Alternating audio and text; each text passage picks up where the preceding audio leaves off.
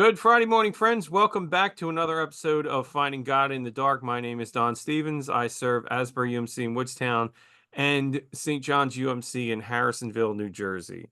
And I'm Jonathan Campbell. I'm the pastor of Lacey United Methodist Church in Forked River, New Jersey. And this week, we are taking a look at a very interesting film. Um, I, it, it qualifies as absolutely qualifies as a cult classic. Yeah, There are people who just love this film. yeah, It is not a mainstream film by any stretch of the imagination. It's called Donnie Darko. yeah, Came out in 2001. Stars really a great cast of yeah, folks. One of Jake Gyllenhaal's early films, Maggie Gyllenhaal, Drew Barrymore, Noah Wiley, Jenna Malone. I don't know if you caught Seth Rogen was in the film. yes, It was his yeah, first film. Um, okay, Patrick Swayze was also in it. Anyway, it's written and directed by Richard Kelly. yeah, Um, Real quick thought. It's this teenage angst film with a whole storyline about maybe it's psychology, maybe it's time travel. You can't really, ultimately, I think you're not really sure exactly what's going on.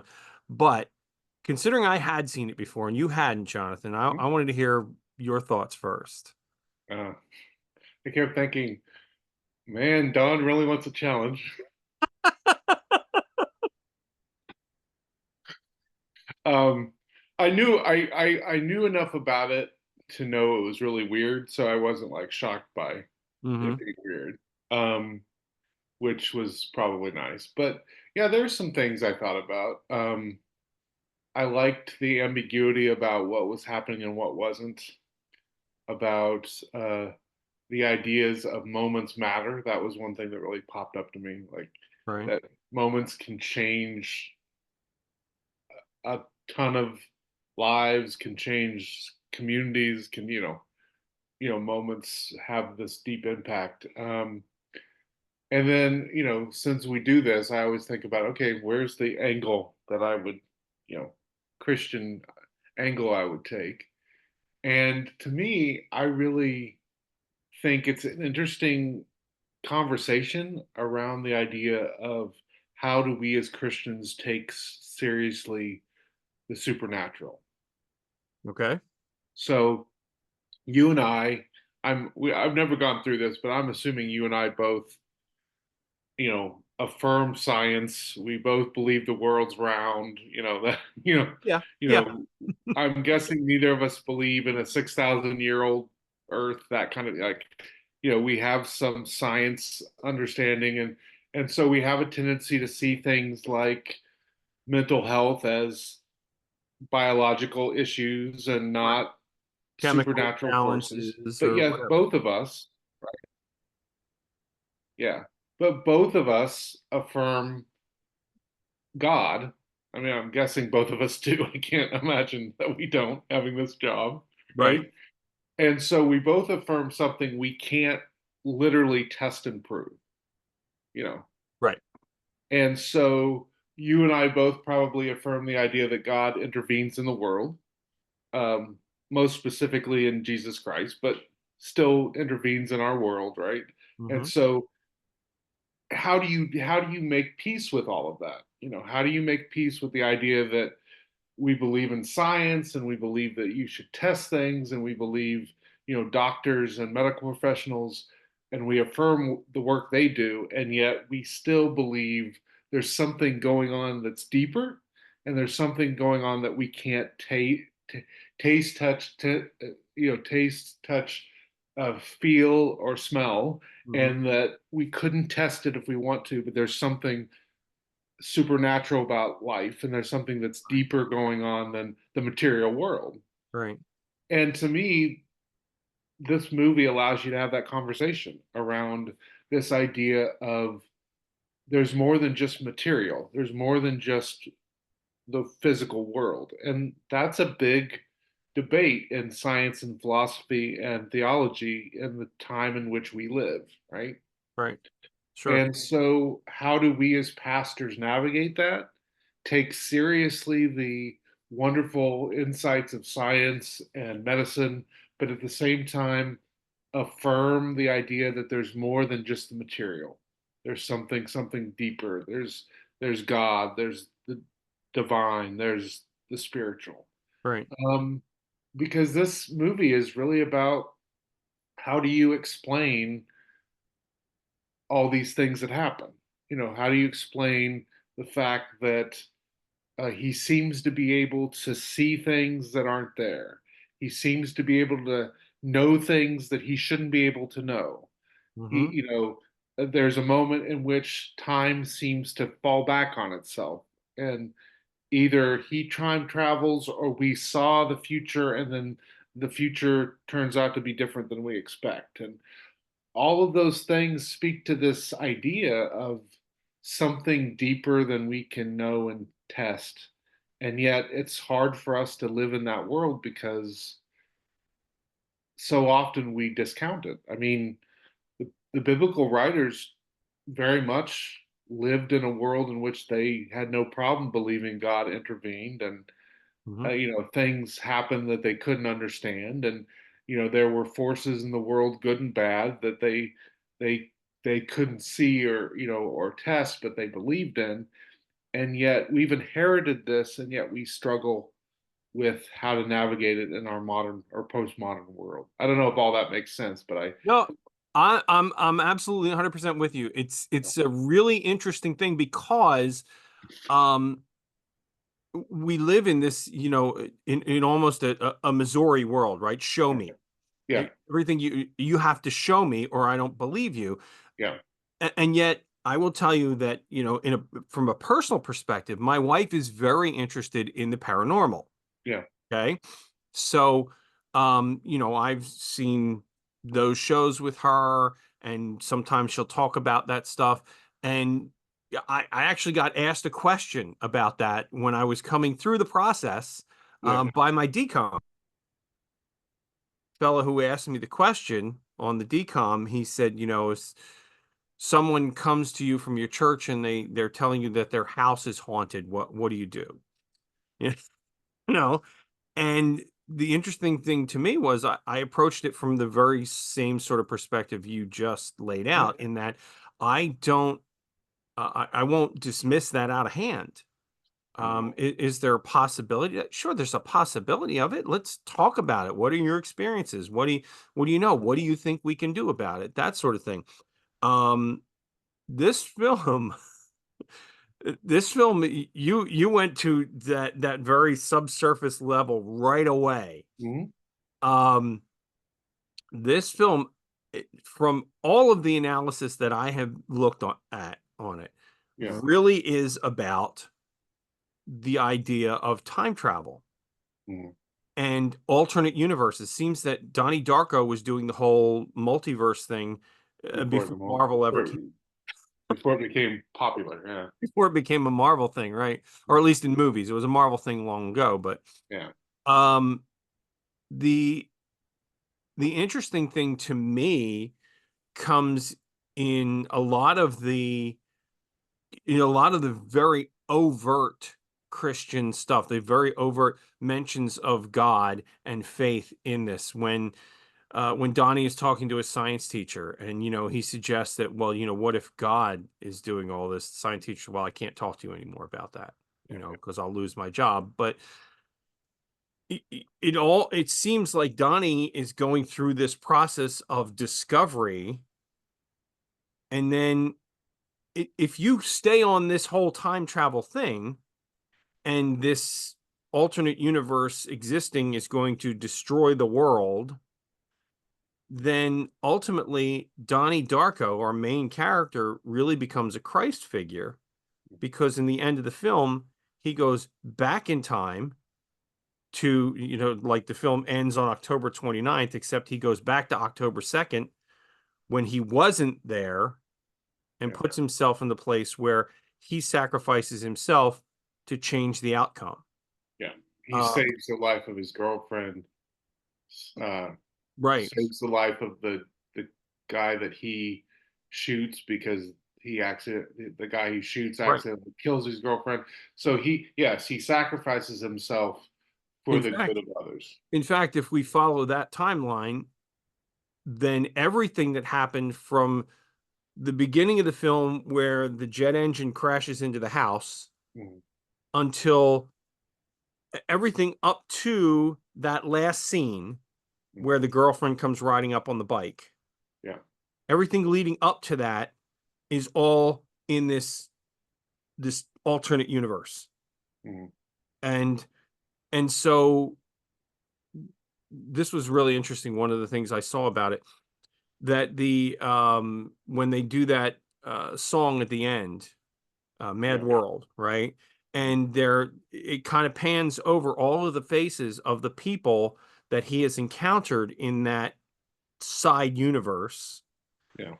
and they all have this, there's almost this sort of undercurrent of something strange happened, but I don't know what it was, right? And the lyrics even to the song play that out. Um, but it's amazing that it's almost this, like, you have to question whether, are we really talking about time travel, or is this all in the deranged mind of a kid who's a split personality or whatever, Yeah. um he's it's really well played that way, and it's interesting to see. I think Jake Gyllenhaal's acting in this really don't know what's going on, Yeah. you know it's it's a film that requires more than one watch. It Yeah. I really mean, is. it it gives you kind of those conversations, and I don't know if I want to stray too much into the science because you have arguments. Einstein always made the argument that you could not time travel because there's no way to go back in time. There's no go. Basically, if existence is a stream, then there's no way to go back to the exact moment in a stream because it's always moving. Right. And even today, when movies talk about time travel, they usually now borrow the stuff from string theory, which is part of the Marvel idea, which Right. is there are layers upon layers upon layers of universes. And so you could move from universe to universe, but you can't change anything in your universe. You simply would create another universe. You would create another universe, and it would go in another direction. Right. Um, so all of those things are kind of popping here. You, it seems to indicate that it's more than just in his mind because how would he know a plane was going to how would he know that an engine was going to fall off a plane and crash onto Right. his house? You have this weird moment where the sister and the mom seem to be in the plane that loses the engine, and you're like, how does that happen? Because it already happened and they were there, like. Mhm. And so it seems to play around with this idea of multiple universes or multiple strains of time. Um, and again, it's this idea of we don't understand. We really, as much as we don't know. We know far less about the universe than we think we know. We just, Yeah. one a good example for me is we have no idea what causes consciousness. We have no idea how somebody or human beings become conscious. We have no idea how that happens. We don't know how that works in the brain, have no clue. Mhm. And yet we live it every day, right? We take it for granted. We have this conversation, we don't think about it. And yet there's this miracle in the midst of it, and we don't know how it happens. Yeah. Or something simple like light is both a wave and a particle. How does that happen? We don't know. And it Just doesn't leave a shadow. Yeah, it's like how does that work? Like how does that work? I Yeah. don't know, but it happens. Like, and we know that because if we do certain things, we do certain mathematical formulas and treat it like a wave, the problem is solved. And if we treat it like in other places, treat it like a particle, problem is solved. But literally, we don't know how that could be possible. The light could be both and neither at the same time. Like, Right. how does that happen? You know, and so like those are just a few like little small things that we just accept in our world to and we kind of go about our business, and yet there's these mysteries all around us. Yeah. And as a pastor, I feel like part of our job is to help people recognize the mystery and kind of embrace the mystery and be find joy in the mystery. And yet it's really hard because we live in a world now that's really driven by concrete. People Yeah. want concrete answers. People Yeah. want yes and no. People want black and white. And And well, and people, that yeah, comes up very, very clearly yeah, in the Patrick Swayze character, hmm, right? And that whole dynamic of between yeah, what's it, fear and love, right? yeah, It's a timeline, and they give the kids this assignment to do in the classroom. I yeah, turns out being really funny because of yeah, what Donnie does that you find out secondhand kind of after the fact. yeah, Um, but he said, when the teacher gives him this, okay, this is a moral dilemma, yeah, place it on this line between fear yeah, and love. yeah, And this is his quote, and I wrote this one down. yeah, He says, there are other things to be taken into account here, like the whole spectrum of human emotion. You can't just lump everything into these two categories and everything and deny everything else. yeah, I mean, that's profoundly yeah, a huge aspect of this film, that nothing is black and white, yeah, you know, which makes it really interesting in that Frank the rabbit is black, and yet he's almost chasing the rabbit like in Alice in Wonderland, which was a white rabbit. I'm getting off on a tangent, no, but no, no, but you see what I'm saying, that yeah, nothing I think the film makes that point very clearly that, we do as a society, we want to try to categorize it. We want to put everything in black and white. And it plays into, I mean, this is something that we're going to talk about more, right? We're discussing talking about more, but it yeah, plays into politics as well. absolutely. That, if you don't agree with me, you're evil. Well, it's yeah, the timeline thing where she gives him scenario, he gives the whole class scenarios and says, okay, you've got to pick on if this is an expression of love or an expression of hate. You have to choose. Yeah, no fear, And love again, or that fear.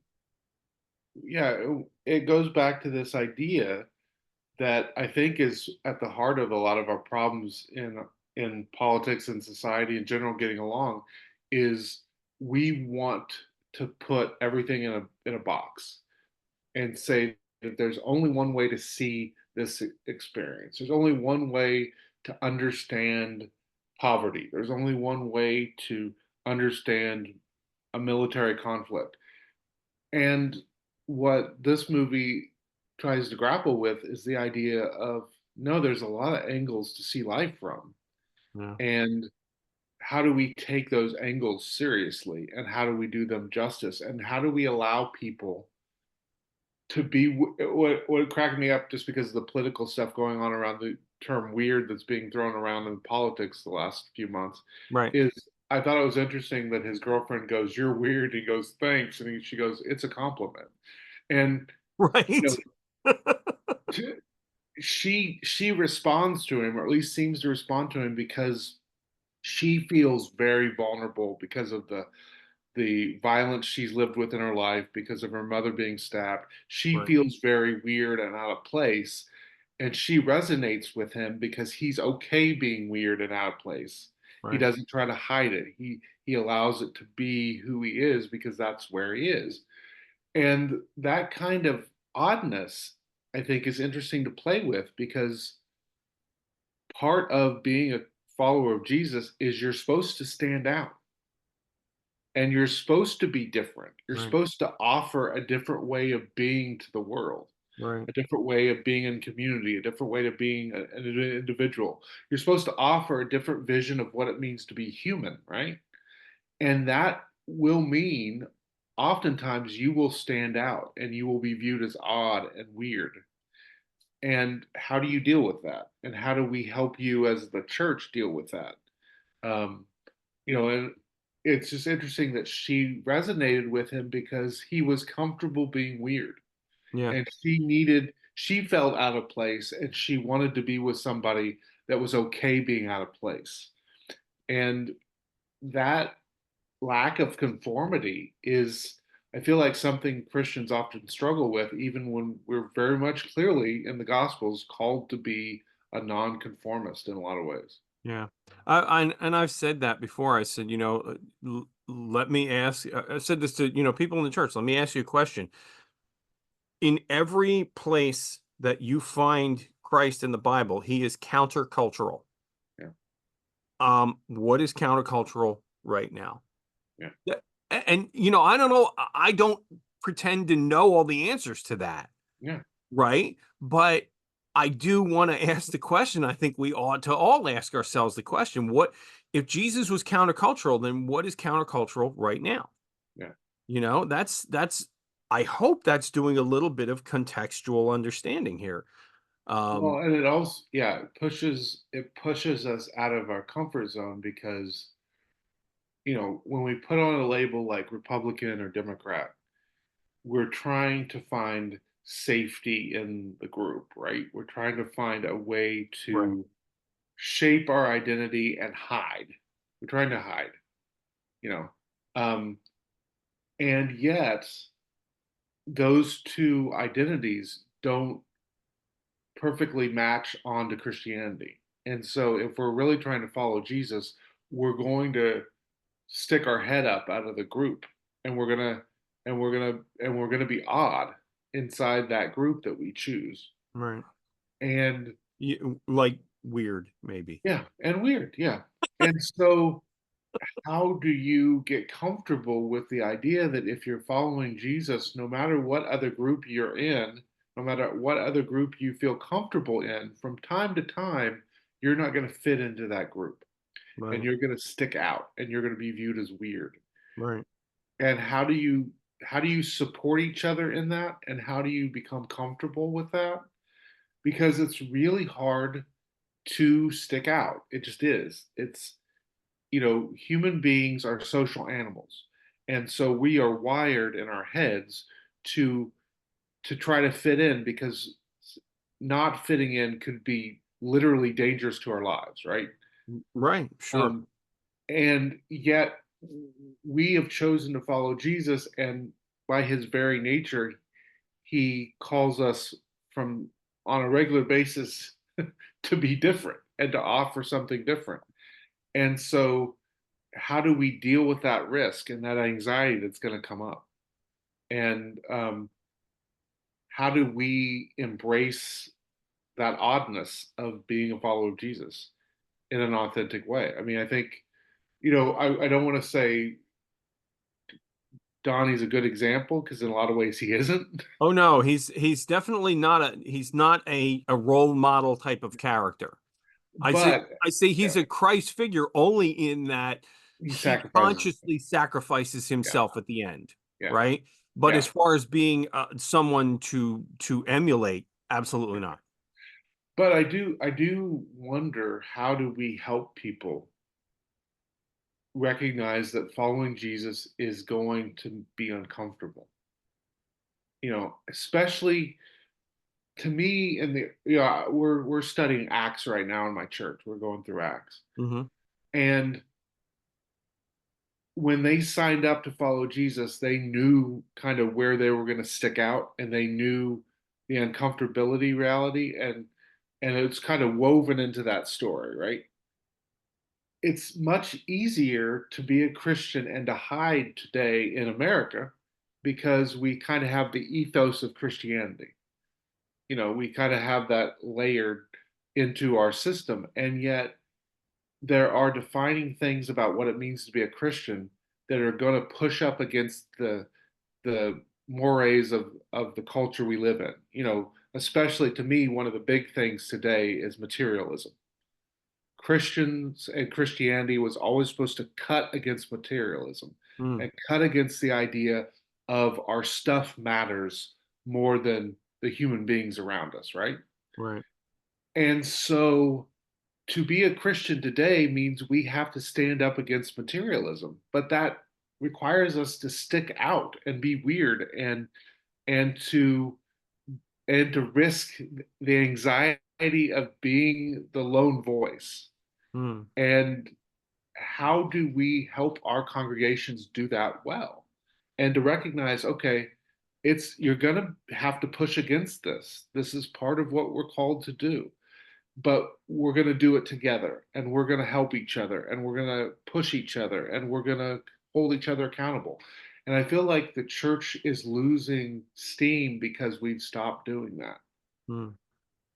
You know, Yeah, well, I mean, you're right. It's really I think that's challenging, particularly in this society where we've, and we've talked about this. I know I've talked about it at length. I think I said something to somebody just this week yeah, about, because there's always this play, particularly politically, to pit, the middle class and the poor against the rich. yeah, This whole class warfare thing. yeah, And I keep trying to tell people, the poorest people in this country would be wealthy beyond measure in most of the world. yeah. Globally, if you live in this country, you are the 1%, you Mhm. know. We've talked about that. Oh, the 1% should pay their fair share. But we are the 1%. Yeah, All of us are, because by dint of birth, we live here, yeah, and it's hard to live out of that, right? You're right. That's very countercultural to yeah.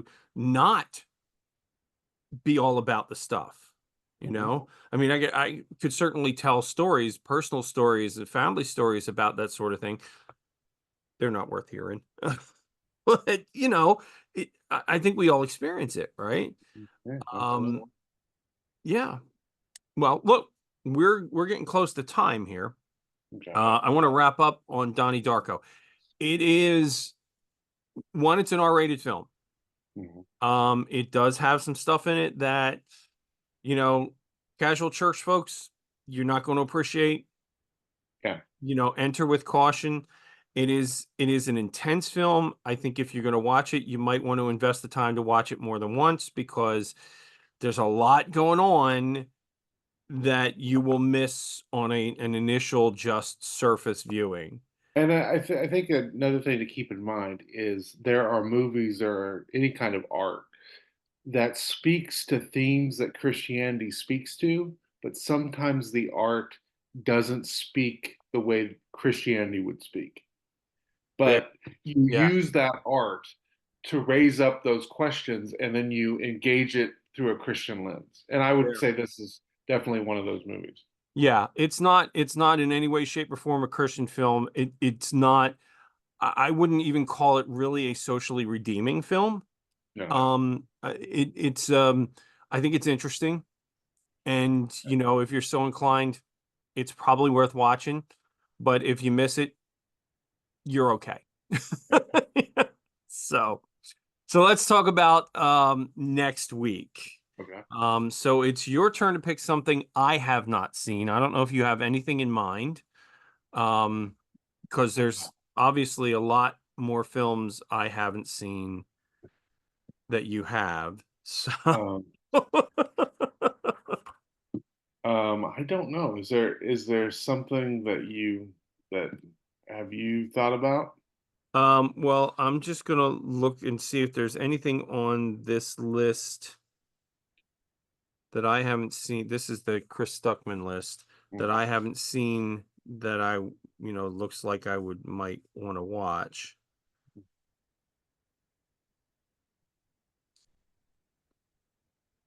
We watch Creed. Is Whiplash that? Have you seen that one? I have, yes. You know what? That's Um, the movie about the kid who wants to learn to play jazz drums. Am I yeah, right there? yeah.